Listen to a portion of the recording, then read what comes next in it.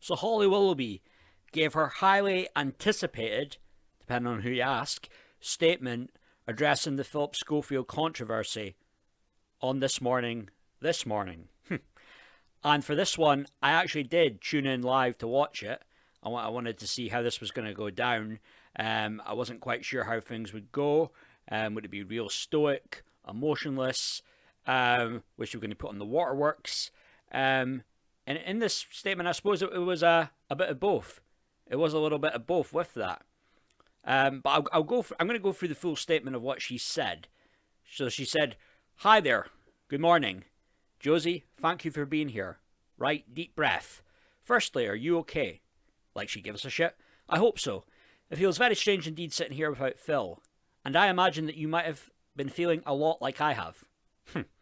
"Shaken. Don't know about that. Troubled. Let down. Worried for the well-being of people on all sides of what's been going on and full of questions.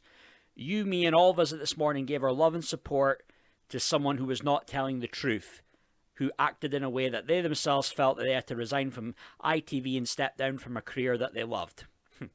And that's one thing with this statement. It kind of gives me, if you're a wrestling fan watching this, there might not be many of you.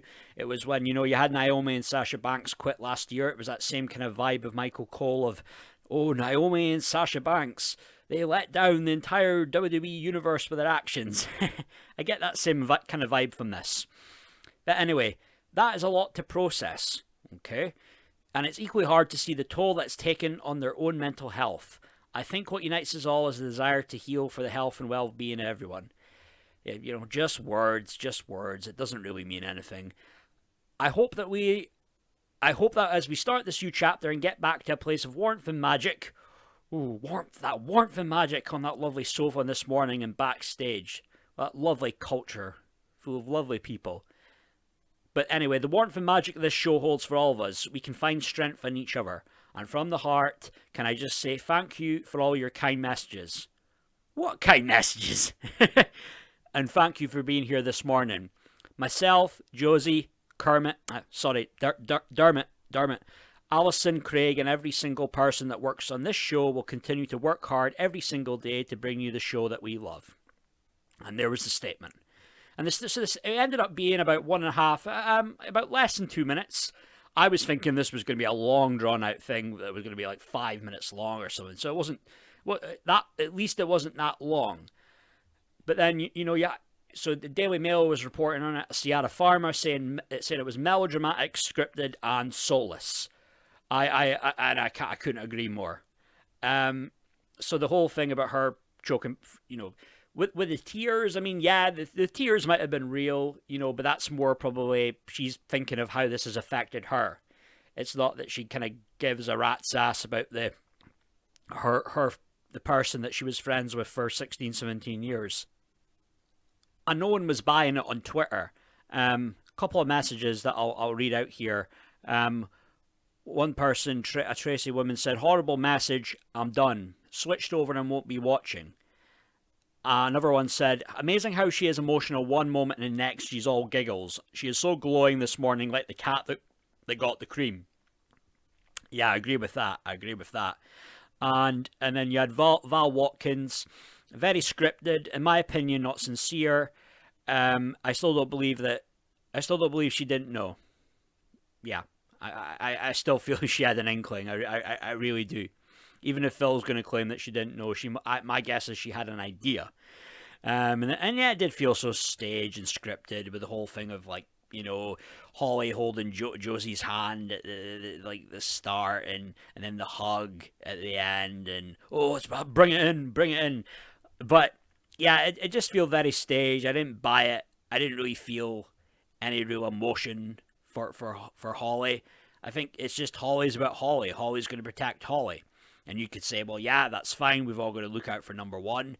But the whole thing for me, I mean, with her statement, about shaken, feeling shaken or whatever, it's like, well, it didn't stop you, Holly, from posting some BS thing, some product you promoted. And that wasn't that long after the first interview came out with Phil that he did with The Sun. It came out, Phil was a broken man. I'm sure, you probably saw it. I'm sure someone would have informed you right away almost about it, but that didn't stop you from posting something, some hair product thing on your Instagram.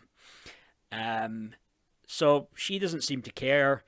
Someone else was even saying Holly will be given the energy of like a Matt Hancock when Matt Hancock was in Good Morning Britain, when the whole, I think it was a few years back, when everything, when everything went down, and it was almost kind of like he was grinning. A little bit of Duper's delight there. I wouldn't say it was as bad as Hancock, but it still didn't come off very well.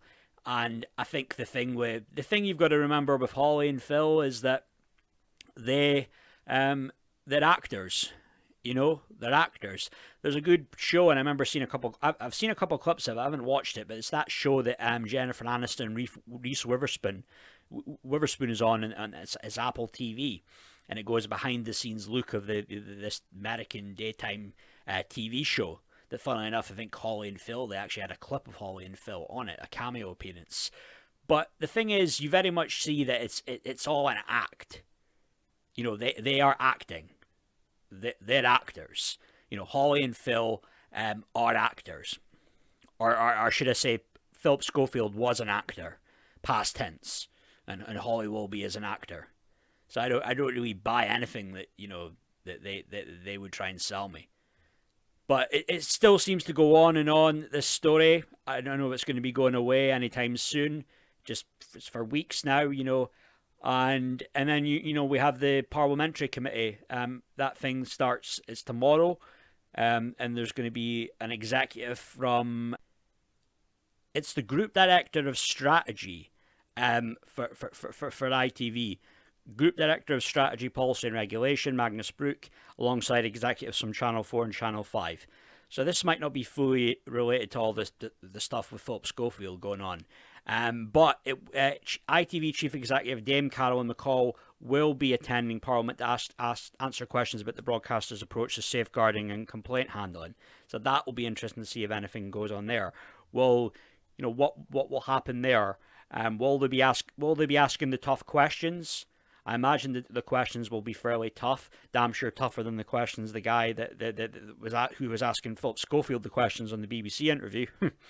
But who knows what will happen? Will they have Carolyn McCall squirming in her seat, or will it just be water off a duck's back to Dame McCall? But I guess we'll have to wait and see on that.